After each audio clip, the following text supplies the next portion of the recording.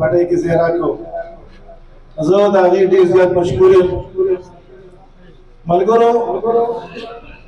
څه وجوهات څه خبرې څنګه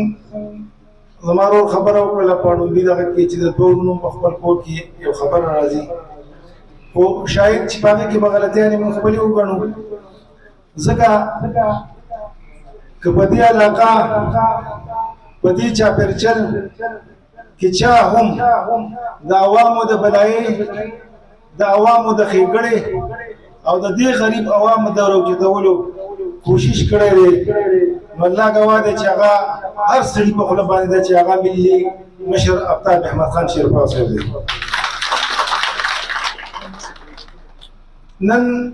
که مخالف دی او که د پارټۍ ملګری دی او که د بلې پارټۍ سره دی، خو چې په ضلع چارسده کې اوسېږي نو یقینا که یو نوم اخیستی شي او ډېر په ښه طریقه اخیستی شي او ډېر په ادب سره اخیستی شي، نو موږ په فخر سره وایو چې هغه زموږ د مشر ملي رهبر آفتاب احمد خان شیرپا صاحب نوم دی. زه سکندر خان زموږ نه په عمر کې کشر دی، خو د علاقې او د دغه مشر دی، نو زموږ د ټولو مشر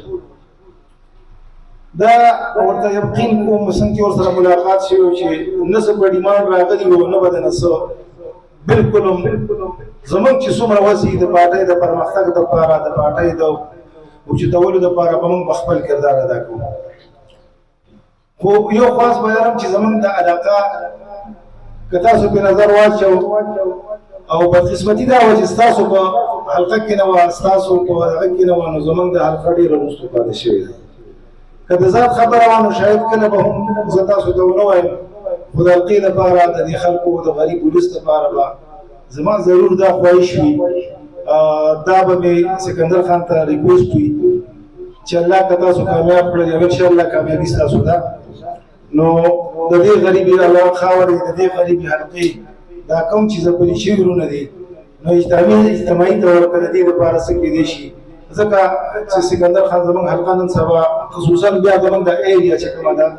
نو دا ډېره وروسته پاتې ده په هر لحاظ باندې، که د بجلۍ په لحاظ ده که د ګیس په لحاظ ده، سړکونه شوي دي، سکولونه دغه نور حواله باندې شوي دي. خو نن دا خبرې ماسې ضمني طور وکړلې ځکه چې ما څنګه مخکې تاسو ته خبره وکړله